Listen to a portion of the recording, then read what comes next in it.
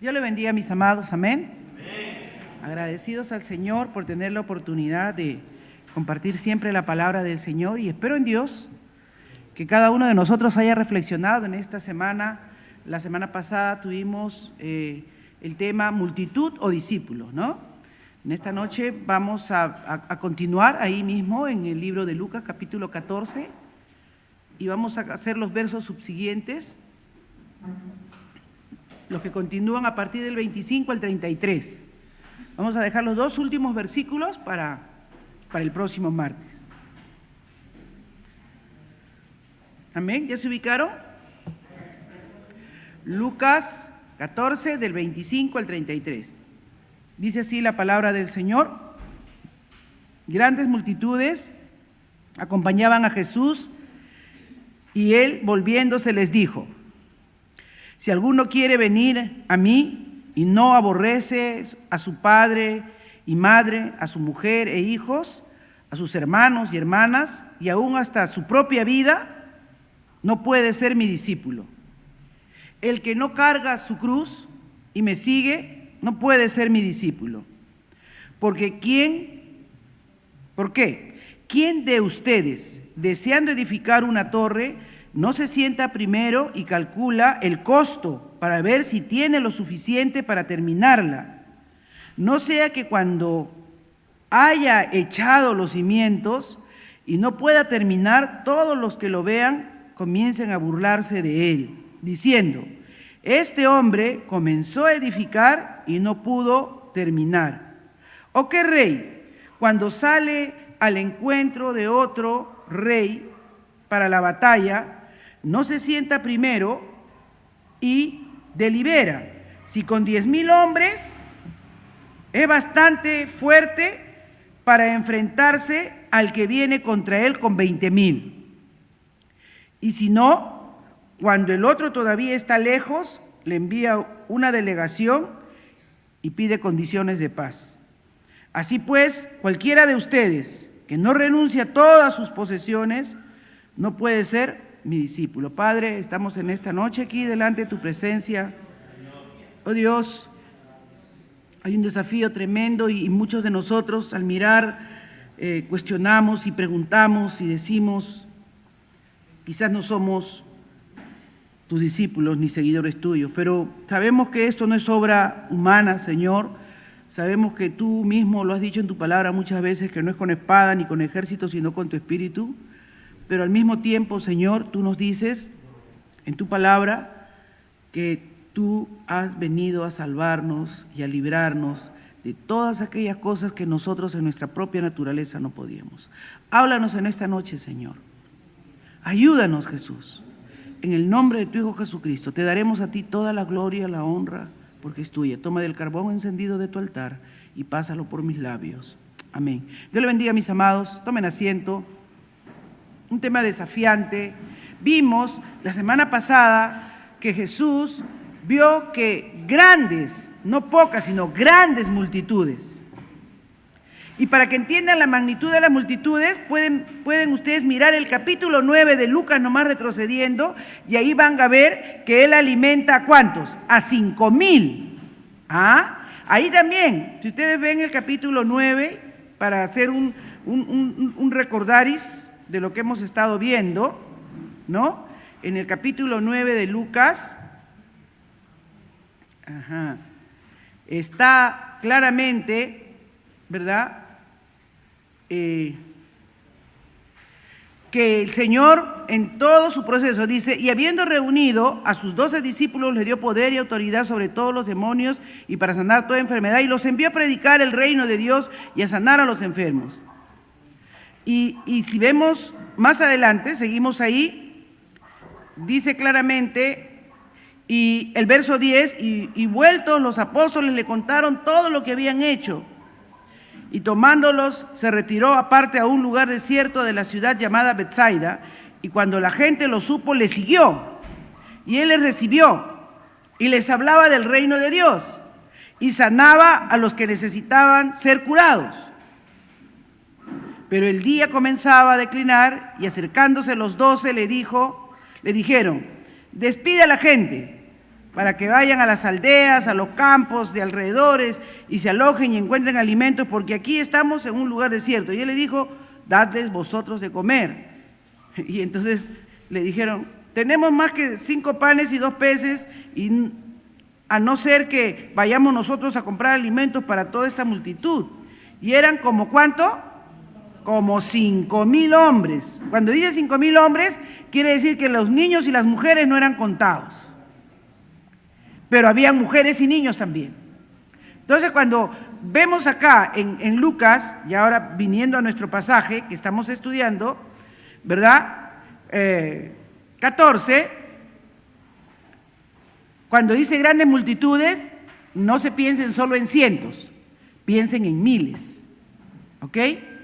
Pero Jesús aprovecha esta oportunidad porque recuerden que el contexto que tenemos aquí, de estas grandes multitudes que le seguían, previo a esto que había pasado, Jesús había estado en un banquete.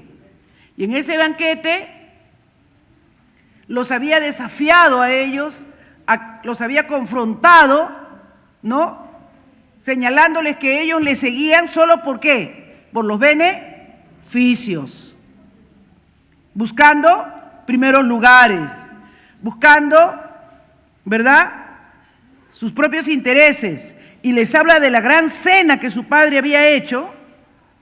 Aprovechando que había la cena, les habla de la gran cena, de esa gran cena que ninguno de ellos se quería perder. Porque esa cena, ese banquete, se supone que era una cena y un banquete espiritual con Dios. Ellos se entendían bien, porque recuerden que primero fue que estuvo en la casa de un fariseo y esos conocían bien la ley.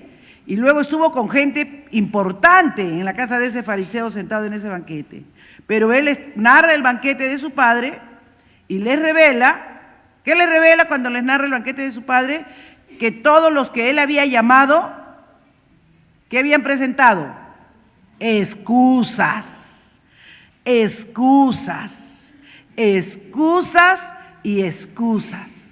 Pero él vio que aún así, aún cuando él les iba mostrando lo que era verdaderamente seguirle a él, parecía que seguían teniendo conceptos no correctos de él. Entonces lo que vamos a ver en esta noche es un tema que Jesús lo toca con mucho cuidado, pero con también muy directo, muy transparente, lo que cuesta seguir a Cristo. Lo que cuesta seguir a Cristo. Lo que cuesta ser un discípulo del Señor. Porque un seguidor es un discípulo. Un seguidor es un aprendiz. Discípulo viene de alguien que está aprendiendo, que es un aprendiz, que está disciplinándose en alguna tarea. Y en este caso, un discípulo era un seguidor que estaba aprendiendo de un maestro para tener esa vida, la misma vida que su maestro. Por eso Jesús decía, vosotros decís que yo soy su maestro, le decía a sus discípulos, ¿no es cierto? ¿Se acuerdan? Los que han leído su Biblia, los que no han leído pues no saben, pero eso, para los que han leído su Biblia Jesús decía, vosotros decís que soy vuestro maestro, lo soy. Si yo su maestro les digo esto, eso tienen que hacer. Si yo su maestro hago esto, eso tienen que hacer, ¿no? Hemos leído ahora el capítulo 6 que ha leído también nuestro hermano Leonardo y decía, ¿no? Les explicaba que contrario a como el mundo pensaba, él había venido a decirles que tenían que vivir, que en el reino de Dios pues no había venganza, que si se amaban tenían que perdonar, ponerle otra mejilla, y eso a ellos los sacaba de cuadro, de otra realidad. Entonces Jesús les está diciendo, no busquen los primeros lugares. Cuando estén en un banquete, sean sencillos, sean humildes, pónganse al último. Toda esa gente que había ido, que se quería sentir importante, ¿qué está diciendo? Siéntate al último más bien para que cuando alguien entre y te diga, pasa adelante, ¿no? Estamos recordando un poco lo que hablamos la semana pasada para que entremos al contexto. Luego les dice, fueron invitados y todos tenían una excusa, primero eran sus negocios, otro que se iba a casar, y entonces el Señor vuelta, dice, grandes multitudes lo acompañaban. Y él se volvió y los miró. Y él se volvió y los miró y le dijo, si alguien quiere venir a mí, o sea, ya, por eso les digo acá, habla con mucho amor, pero habla directo. Si alguien quiere venir a mí, o sea, que alguien quiere venir detrás mío, si alguien quiere venir en pos de mí, y no aborrece a su padre y a su madre, a su mujer e hijos, a sus hermanos y hermanas, y aún hasta su propia vida, no puede ser mi discípulo. Y ojo, entendamos lo que Jesús está diciendo. En esa época, como en este tiempo, ¿a quiénes amamos más los que todavía somos solteros y vivimos en la casa? ¿A mi papá y a mi mamá? ¿A quiénes amamos más los que estamos casados? A mi esposa y a mis hijos. ¿A quiénes amamos más? ¿No es cierto? ¿Dónde están nuestros mayores afectos? Entonces Jesús le está diciendo a sus hermanos y a sus hermanas, dice, ¿no? Es más, tu propia vida, le dice el Señor. Y esto, hermanos, nos lleva a ver que el Señor no está diciendo que los odia, porque nosotros la palabra aborrecer lo entendemos en nuestro contexto ahorita como hay alguien que me cae mal, alguien que me cae, no me simpatiza, ¿no? Un sentimiento de rechazo. Pero aquí la palabra aborrecer significaba amar menos. Amar menos. Eso significaba. Entonces Él dice, ustedes vienen en pos de mí, ustedes quieren seguirme, va a hacer algo que ustedes tienen que entender, que si ustedes vienen en pos de mí, me tienen que preferir más que a su papá, más que a su mamá, más que a su esposa, más que a sus hijos, más que a sus amigos, más que a sus hermanos. ¿Cómo se habrán sentido ellos? ¿Cómo se siente usted en esta noche, que Jesús le está diciendo? ¿Quieres seguirme? ¿Quieres ser mi discípulo? Tienes que ponerme sobre todo. Tienes que tener hacia mí una fidelidad absoluta. Tengo que estar yo sobre todo. ¿No?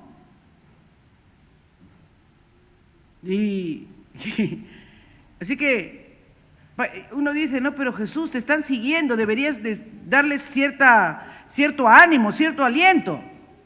Pero Él parece que quiere desanimarlos. Así es que Dios no está interesado en multitudes, ni en miles. A todos los vio y tuvo compasión de ellos y les dio de comer y les dio pan porque sabía que estaban detrás de Él y que se cansaban y que eran humanos. Pero el Señor, cuando lo quieren hacer hasta su rey, le dice, ustedes me buscan porque les di de comer pan, les di, y ya quieren ponerme como su rey para que les solucione su problema de alimentación y tal vez de otros problemas también que tengan. Pero el reino de Dios no consiste ni en comida ni en bebidas. Él por eso le dice, el reino de Dios consiste en venir a mí. ¿Recuerdan lo que hemos hablado en las clases anteriores a la del martes pasado, nuestra unión con Cristo? Cristo vino para que seamos uno con Él, porque unidos a Él es que podemos hacer todas las cosas. Separados de Él no podemos hacer nada. Separados de Él no podemos hacer nada. Tenemos que entender, hermanos, que tú no puedes ser fuerte en tus propias fuerzas. Esta carne, hermanos, es mala. Es mala. Ama el pecado, se deleita en él.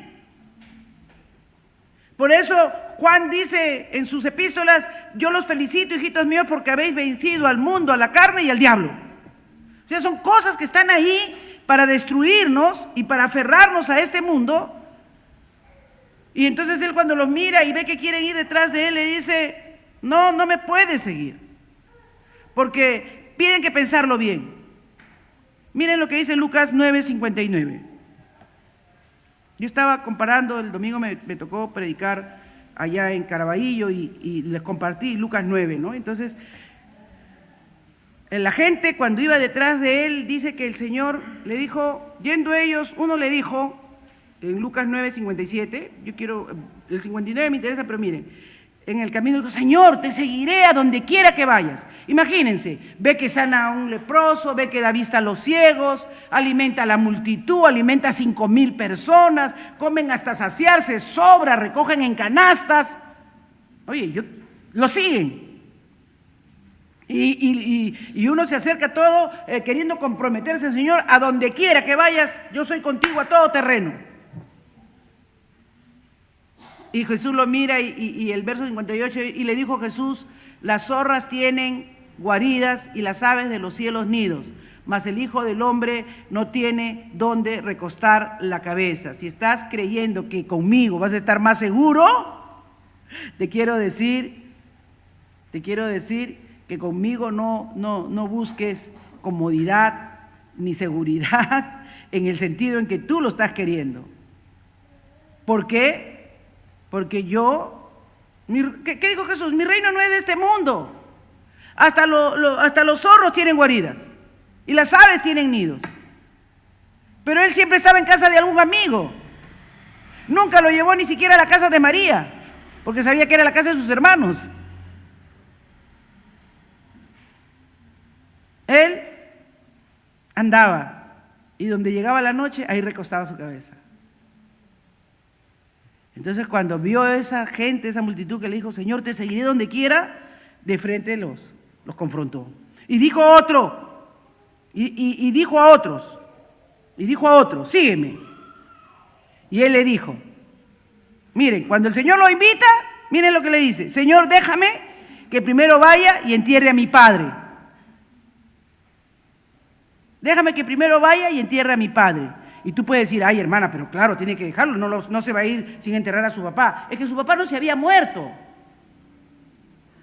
Lo que estaba diciendo era, yo voy a estar con mi padre hasta que ya cuando mi padre no esté, ahí voy a seguir. Ese era un dicho que tenían los judíos cuando querían posponer algo.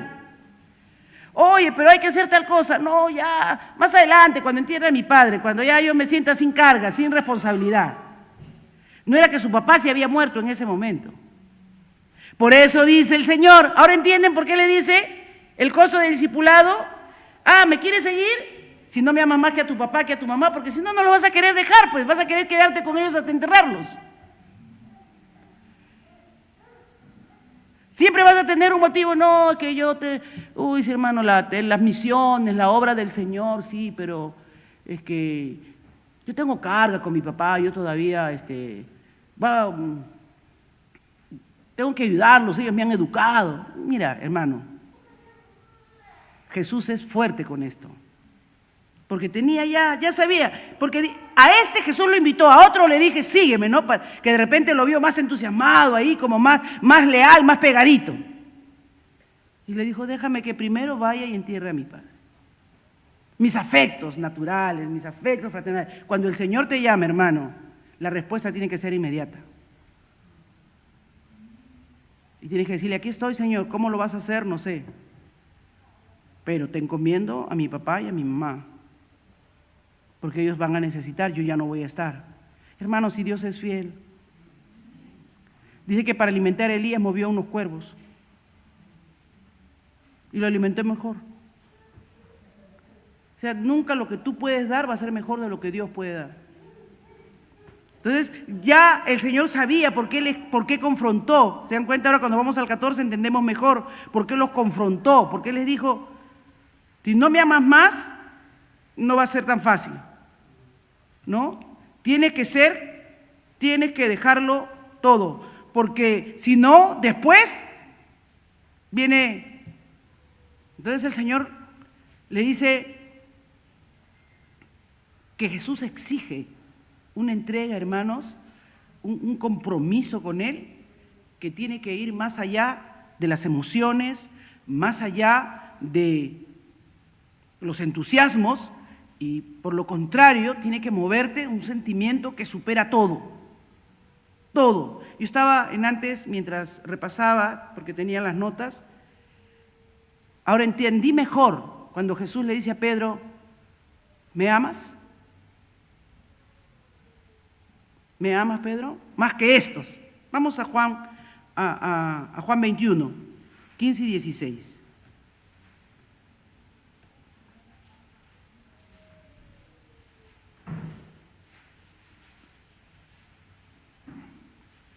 Cuando hubieron comido, Jesús le dijo a Simón Pedro: Simón, hijo de Jonás, ¿me amas más que estos? ¿Se dan cuenta? Siempre esa pregunta es más que a cualquiera. Supremacía en tu corazón. ¿Quién tiene la supremacía? Respondió: sí, Señor, tú sabes que te amo. Y él le dijo: apacienta mis corderos. Y volvió a decirle la segunda vez: Simón, hijo de Jonás, ¿me amas más? Pedro le respondió: sí, Señor, tú sabes que te amo. Y le dijo: pastorea mis ovejas. Y dice que ya después se tuvo cuando le dijo: me amas. Y eso es lo que el Señor siempre hace. El Señor te hace reflexionar y te hace pensar. Estás diciendo que me amas y mira cómo estás viviendo. Estás diciendo que me amas y mira cómo te estás comportando. Estás diciendo que me amas y mira el lugar que tengo en tu vida. ¿Cómo puedes decir que me amas más que los demás? El que quiere venir en pos de mí, si no me ama más que a su mamá, más que a su papá, más que a su esposa, más que a sus hijos, más que a sus hermanos, más que a su propia vida, no puede ser mi discípulo. ¡Wow, hermanos! Y es verdad, porque cuando no lo amamos a Él más que a nosotros mismos, hermanos, después le fallamos al Señor, lo herimos y traemos vergüenza al Evangelio. Por eso dice acá Jesús, vamos al pasaje, dice: así que, ¿verdad? No aborrece padre, madre, hijos, hermanos, hermanas, aún hasta su propia vida, no puede ser mi discípulo. El que no carga su cruz, y me sigue, no puede ser mi discípulo. Y eso me hizo pensar mucho, hermanos. Primero, tus afectos, ¿a quién amas más? ¿A qué estás comprometido? Si estás dispuesto a que Jesús sea el primero, el que ocupe el primer lugar en tu vida, cueste lo que cueste. Cueste lo que cueste, hermanos. Eso es lo que está diciendo el Señor. Cueste lo que cueste. Si no tienes una decisión firme, ¿eres de la multitud? ¿Te gozas cuando ves un milagro? ¿Participas de las actividades? ¿Conoces la Biblia? Pero no eres su discípulo. No lo eres. Y recuerda que aun cuando hagas muchas cosas, en Apocalipsis capítulo 2, verso 4,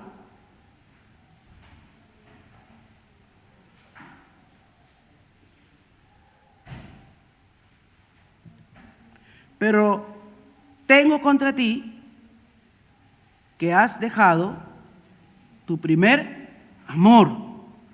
Conozco tu obra, tu arduo trabajo, pero si no tengo el primer lugar en tu vida, si no soy lo primero en ti,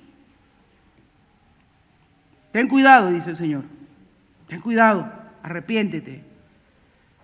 ¿Estás dispuesto, hermano, en esta noche a poner a Dios en el primer lugar? Él exige lealtad, hermanos, y sacrificio. El que no carga su cruz y me sigue, no puede ser mi discípulo. Y yo pensaba en esto, ¿no? Pone los afectos, pero luego pone el sacrificio, porque la cruz era un acto de sacrificio. La cruz era donde la gente moría. Y dicen que Él tomó nuestro lugar ahí por nosotros. Ese sacrificio que Él hizo, y Él estuvo dispuesto. Él estuvo dispuesto a morir por ti, por mí. Y Pablo lo entendió claramente, porque él sí entendió cuándo fue de multitud. Hasta el libro de los Hechos, capítulo 8, Pablo fue de la multitud. Era un fariseo, conocía la ley, celoso, perseguidor de la iglesia, pero no conocía a Cristo. Pero cuando conoció a Cristo, a partir del capítulo 9, tiene un encuentro con el Señor. ¿Qué nos dice él en Filipenses 3:8? ¿Qué nos dice en Filipenses 3:8? Christopher, léelo, por favor.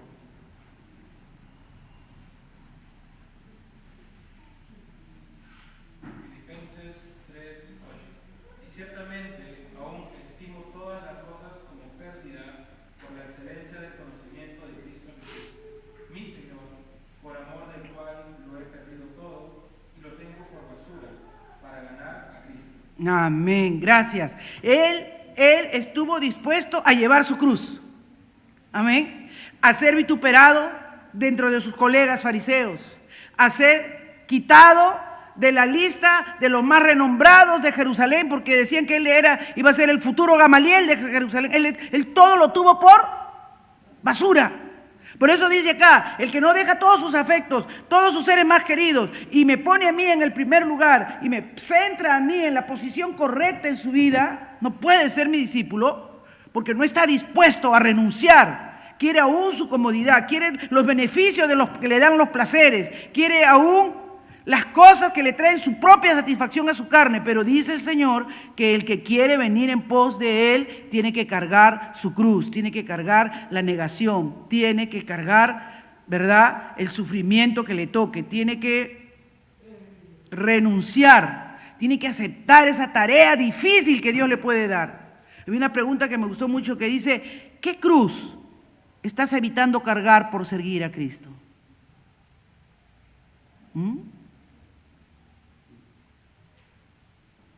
De repente Dios te está pidiendo a ti que asumas la responsabilidad, ¿verdad?, de la tarea que te toca y de repente miren, cuando tú tienes un deseo personal y tú quieres ingresar a la universidad y de verdad quieres, te niegas, te pones a estudiar, estudias los cursos que no te gustan, te metes en los libros como para devorarlos porque tienes un anhelo, tienes un deseo. Y te enfocas y te sacrificas de salir a jugar con los amigos, ves menos televisión, estás menos en el celular, hay de repente una confraternidad o algo, no vas, porque tienes una meta, tienes un anhelo. Lo sacrificas, asumes la responsabilidad. Igual, el Señor dice, el que no toma su cruz, el que no asume, que tiene que negarse a ciertos placeres, a ciertos deleites, y asume esa cruz como parte de lo que le toca como hijo de Dios. Si no lo hace, dice que no puede ser su discípulo, no puede, porque a la larga la comodidad y los placeres de este mundo lo van a arrastrar y van a avergonzar. Por eso el Señor no quería que le siga la multitud, porque el Señor sabía que ya iban a estar ahí al pie del sermón del monte, escuchaban toda la palabra, y después de que bajaran del sermón del monte y Él se moviera para otro lugar, o Él ya estaba pronto a partir, también recuerden que Él solo tiene 3 años de ministerio, ellos iban a seguir viviendo como querían vivir. Pero los que fueron sus discípulos, hermanos, tuvieron que mantenerse en el aposento alto, tuvieron que recibir el poder de lo alto y tuvieron que sufrir persecución. Esteban tuvo que morir a pedradas. Pablo tuvo que vivir preso casi todo el tiempo después de que se convirtió, descolgado, apaleado, flagelado, naufragado, pero se mantuvo. Por eso hablamos de Pablo hasta ahora. Si hablamos de algún hombre de la fe, es porque decidió seguir a Cristo y tomar su cruz y asumir la responsabilidad que le toca. Asumirlo, hermanos. Es tiempo que no tengamos una iglesia de multitud, sino una iglesia de discípulos. ¿Qué dicen, hermanos? Es tiempo, hermanos, que no tengamos una iglesia de multitud, sino de discípulos, porque sabemos que en la iglesia estamos de todo, hermano, pero ojalá que Dios esté hablando a tu corazón para que tú decías, he decidido seguir a Cristo y no voy a volver atrás. Quiero, Señor, ser aquel que traiga honra, gloria y honor a tu nombre. Que todo lo que yo haga, Señor, sea para glorificar y honrar tu nombre. Si termino una profesión, una carrera, para honrar y glorificar tu nombre. Si me caso, para honrar y glorificar tu nombre. Si tengo hijos, para honrar y glorificar tu nombre. Viene a mi mente Cuando a mí me decían que mi hijo iba a ser difícil que saliera bien, porque en los 3 primeros meses de mi gestación me dio tifoidea, me enfermé, me dio de todo. Y me dijeron, ay, pobrecito, ¿cómo estará ese niño? O sale mal o sale demasiado bien. Y yo me acuerdo que cuando ya tenía 7, 8 meses le oré tanto a Dios, hermanos. Lloré tanto que Dios me dio hasta un sueño que nacía mi hijo y que lo tenía en mis brazos y era varoncito. Y en ese tiempo no había que la resonancia, que sabías, hasta que nazca no sabía qué iba a ser. Pero yo lo vi que era varoncito. Y el Señor, y la persona que estaba en el altar, que era como un sacerdote, y me lo entregaba y me decía, se llamará Carlos Jesús, pero es mío. Y yo dije, gloria a Dios, mi hijo va a nacer sano. Le hice su chompita con su CJ, Carlos Jesús, con sus iniciales. Mis tías decían que estaba media loca, que tanto ir a la iglesia me estaba fallando la cabeza. Porque tienes que cargar, hermanos, rechazo, tienes que cargar burla muchas veces. Cuando ven tu fe, ven tu confianza en Dios, te creen fanático, te creen loco. Pero no estoy loca, ahí está sentado, hermano. Y es de Dios, y le sirve a Dios. No puede escapar. El mundo, las tentaciones, el trabajo, muchas cosas le han ofrecido ofertas, pero Él es de Dios. Y siempre se lo he dicho. Cuando fue adolescente y como todo adolescente tuvo sus luchas, también le recordé que Él era del Señor, que Él le postergó la vida para su gloria y para su honra.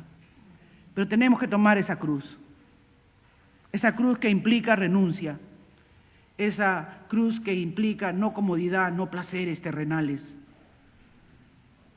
Hermana, de repente tú estás asustada y dices, ay no, que mi esposo no se convierta en cristiano porque va a estar muy fanático en la iglesia. Dale gracias a Dios que tu esposo esté fanático en la iglesia y no con todos los placeres temporales que hay en el mundo.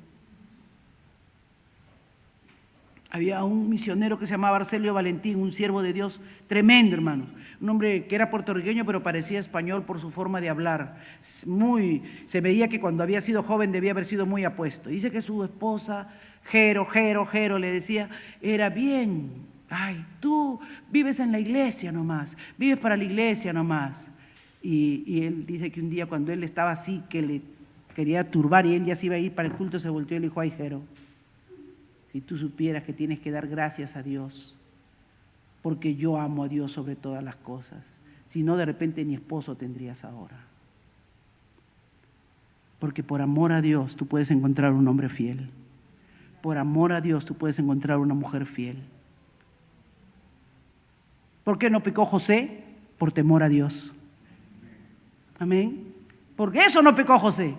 No porque no le gustara la esposa de Potifar. Por temor de Dios. Hermano, las cosas cuando tú decides seguir al Señor te frena, aleluya. Decides tomar tu cruz. No pospongas tu cruz, llévala. Si tienes que renunciar a algunas cosas, evitar algunas cosas, dejar de mirar algunas cosas, sigue a Cristo. Amén. Él es fiel. Porque ¿quién de ustedes? Y ahí Jesús le dice, después de haberle dicho esto, es como que ellos se quedaron, ¿y ahora? O sea, seguramente que muchos se volvieron atrás, porque cada vez que Jesús los confrontaba, si ustedes leen Juan, se volvían atrás. Cuando le dijo, el que no bebe mi carne y come mi sangre, ellos dijeron, este está loco, ¿cómo vamos a comer carne y beber sangre? ¿No? Y se fueron. Y uno de sus discípulos, creo que fue Pedro, porque Pedro siempre es el que habla primero, le dice, Señor, dures esta palabra, mira, se están yendo, ¿te quieres ir tú también? O sea, Jesús no negocia. Jesús quiere gente sabia y leal. Y quiere que apliques, hermano, la sabiduría para que sumes el beneficio. Sí, hermanos, porque tú tienes que ver el beneficio de seguir a Cristo. Tu fidelidad a Él no ha sido en vano. Recuerden cuando vino aquel que le dijo, vende todo lo que tienes y heredarás la vida eterna. Uy, Señor, ¿y nosotros qué tendremos? Todo lo hemos dejado por ti. Y habían dejado sus redes viejas, su barco viejo. Y el Señor le dice, al rico no le dijo eso. Al rico le dijo que dejara todo. Pero a él le mira al Señor, seguramente dice, ay, Dios mío, esto, muchacho. A alguien que ha dejado por mí, yo le devuelvo al 100 por 1, le dijo. Al 100 por 1. Dios sabe, hermano, Dios sabe. Porque ¿quién de ustedes, deseando edificar una torre, no se sienta primero y calcule el costo para ver si tiene lo suficiente para terminarlo? O sea que Jesús dice, yo no quiero que vengan corriendo, lleno de emoción, lleno de entusiasmo, y después salga una cosa, salga otra cosa, que mi boda, que mi matrimonio, que primero mi novio, que primero me caso, que primero esto. No, yo quiero que cuando tú te decidas por mí, soy yo primero en tu vida. Todo lo demás va a venir por añadidura. Todo lo demás va a venir por añadidura. El trabajo, los títulos, la esposa, los beneficios, todo viene por añadidura según lo que Dios considere que te tiene que dar. Un hombre que construye una torre. Otro hombre, ¿cuál es el otro ejemplo? Aquel que hace ¿qué cosa? Porque ¿quién? Y luego sigue el verso 30. No sea que cuando haya echado los cimientos y no pueda terminar, todos los que vean comiencen a burlarse de él. O, ¿qué rey, cuando sale al encuentro de otro rey en una batalla, no se sienta primero y delibera si con 10,000 hombres es bastante fuerte para enfrentar al que viene con 20,000? Hermanos, tú nunca vas a hacer lo suficientemente para enfrentar al mundo. Tú tienes que meditar y pensar que con tus fuerzas y con tus herramientas tú no puedes. Con el único que puedes vencer al mundo, al diablo y a los placeres de tu carne es con Cristo. Por eso dice, siéntate a medir, edificar. ¿Quiénes quisieron llegar al cielo haciendo una torre? ¿No fueron los que estaban los de la torre de Babel? Nosotros también queremos llegar al cielo, pero llegar al cielo no es fácil. ¿Por qué no es fácil, hermano? Porque para llegar al cielo el camino es angosto. El camino es angosto, hermano. El camino es estrecho. Caminar de la manera correcta no es fácil. Andar por el camino correcto no es fácil. Mateo 7:14. Mateo 7:14. A ver, Cristian, léeme Mateo 7:14.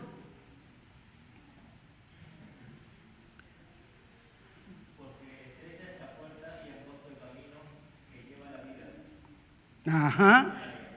Sí, que lleva la vida. Nosotros no hemos venido acá para una vida temporal, para una vida pasajera. Nosotros hemos venido acá por una vida eterna. Por la vida eterna, hermanos. Nosotros no tenemos que sentarnos a medir los costos, los beneficios temporales que te ofrece el mundo y la carne y el diablo, o los beneficios eternos que te ofrece el Señor. Los beneficios eternos que Dios te da. Siéntate a medir. El Señor dice, pues bien, haz tu suma y haz tu resta. Mírate cómo estás y piensa si vas a poder enfrentar todo lo que tienes por delante tú solo. Y cuando tú te sientes a medir el costo, tú vas a decir, no, mejor yo hago la paz con el mundo y con el diablo, porque no voy a poder contra eso. Por eso dice el Señor que Él les dio poder y autoridad a sus discípulos. Por eso dijo, separado de mí, nada podéis hacer. Nada, porque tú no tienes lo suficiente. Le estaba diciendo ahí, lo que tú vas a enfrentar es mucho más allá de tus propias fuerzas. Y si tú crees que lo puedes hacer sin venir a mí, sin depender de mí, no, mejor quédate como estás, porque después vas a traer vergüenza al Evangelio. Pero si vienes a Cristo, si te confías en Él, Él es fiel, hermanos, Él es fiel, Él es fiel, Él es fiel. ¿Saben? Yo pienso que el Señor nos hace recordar en esta noche lo que Él dijo en Mateo capítulo 6, ¿se acuerdan? Mateo 6, del 19 en adelante, son varios versículos, pero podemos ver algunos.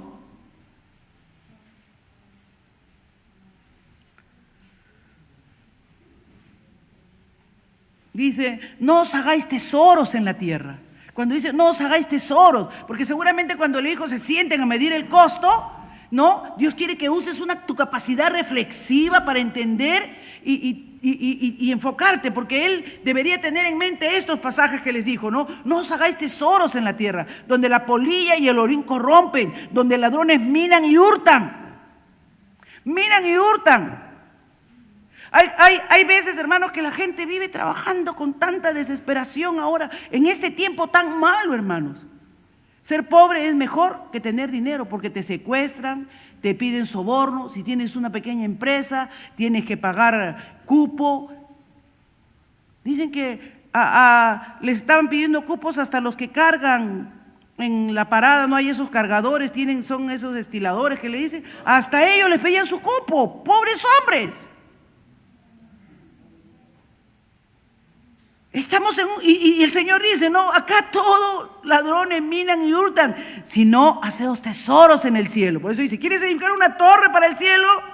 Estás bien, donde la polilla ni el ojín corrompen, donde los ladrones no minan ni hurtan, porque donde esté vuestro tesoro, ahí estará vuestro corazón.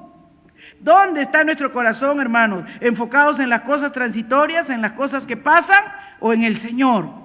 Y pueden leerlo hasta el 34, ahí les habla del afán, les habla de la ansiedad, de todos los problemas que trae el estar detrás del dinero, ¿no? Donde está tu tesoro, ahí estará tu corazón. El verso 24 de ese mismo capítulo de Mateo 6 dice, amará a uno y aborrecerá al otro. Amará menos, menospreciará, dicen algunas traducciones, algunos dicen aborrecerá, porque eso es, amar menos. Dios dice, el que no ama menos cualquier cosa que a mí, no es digno de mí. Porque cualquiera de esas cosas en su momento lo va a arrastrar y lo va a separar de mí. ¿Quién, dice, puede añadir siquiera una hora de vida a su vida? Así es que suma y resta bien, hermanos. Eso le está diciendo. Suma y resta bien. ¿Vale la pena pagar lo que pagamos por seguir a Cristo? ¿O vale la pena pagar lo que el mundo nos cobra por estar con deleites temporales y transitorios?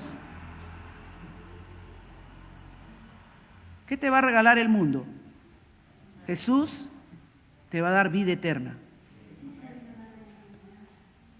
El mundo con sus deleites y con sus placeres te va a dar satisfacciones muy cortas, muy cortas, muy cortas. Así que el verso 35 dice, así pues, cualquiera de ustedes que no renuncie a todas sus posesiones no puede ser mi discípulo. Un compromiso total con Dios.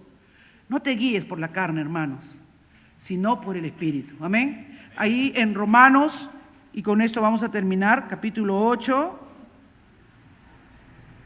El Señor, mientras repasaba, me llevó a Romanos 8 y podemos ver del verso 3 en adelante, dice, porque lo que era imposible para la ley, por cuanto era débil por la, enviando a su Hijo en semejanza de carne, de pecado, y a causa del pecado, condenó al pecado en la carne, para que la justicia de la ley se cumpliese en nosotros, que no andamos conforme a la carne, sino conforme al Espíritu.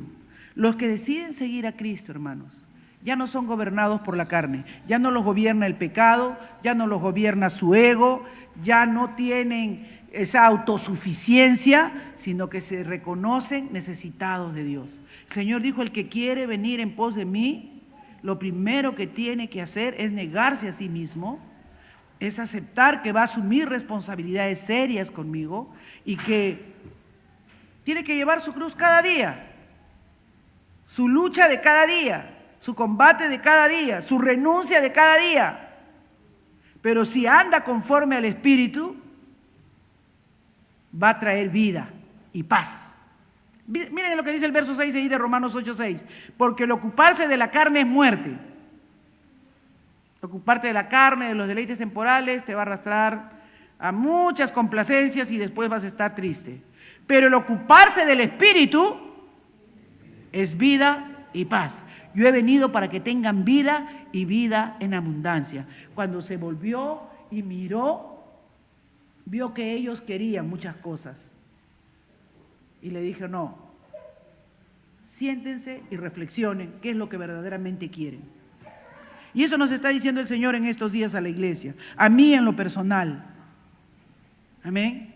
¿Estás dispuesto a soltar lo que te impide seguir plenamente a Cristo, hermano? ¿Estás dispuesto a dejar? Mira la primera pregunta que nos planteamos, ¿no? ¿Estás dispuesto a poner a Cristo sobre todo y seguirlo cueste lo que cueste?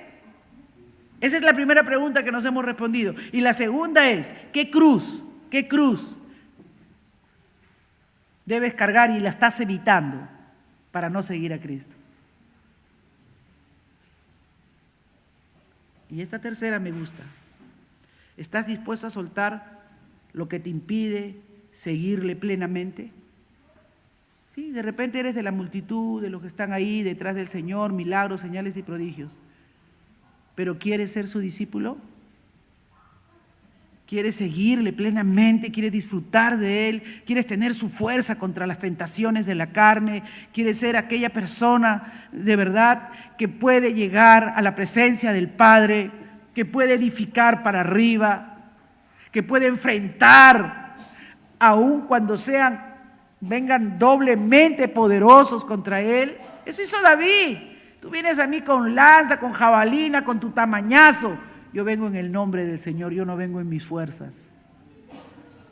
Eran gente que sabía a quién le servían y a quién le seguían. ¿Tú sabes a quién le sirves y a quién le sigues, hermano?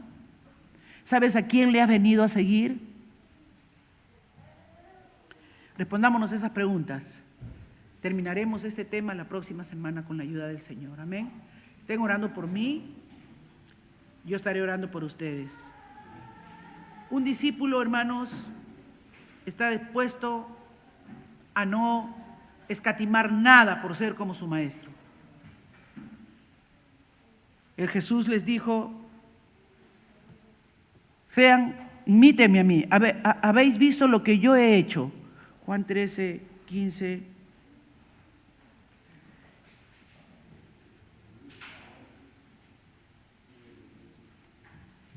Porque ejemplo os he dado, para que como yo os he hecho, vosotros también hagáis.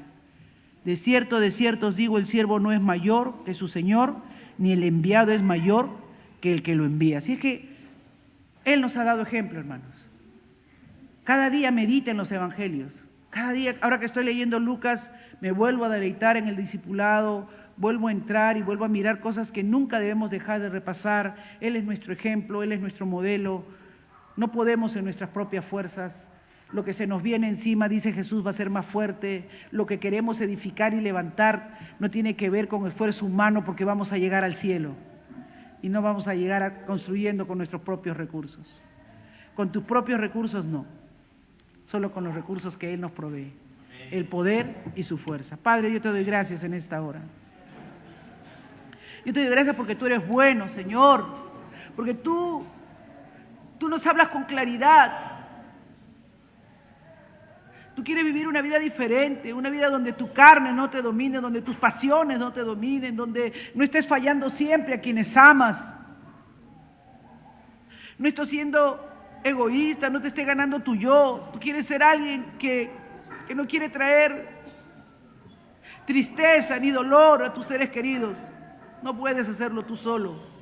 Solo Cristo, solo Cristo, solo Cristo. Es increíble que Él te pida que lo ames a Él más sobre todas las cosas, porque Él es el único que te puede dar la victoria para alcanzar todas aquellas buenas cosas que Dios ha preparado de antemano para ti. Oh, gracias, Jesús. Gracias por hablar a mi vida en estos días, Señor, por volverme a recordar que tú no quieres seguidores de multitud, sino que quieres discípulos, Señor. Discípulos que entiendan el llamado, que comprendan el llamado. Gracias, Dios, porque siempre mientras hay vida hay oportunidad, mientras hay vida hay esperanza. Gracias, Jesús. Gracias, Señor. Amén. Dios le bendiga, mis amados.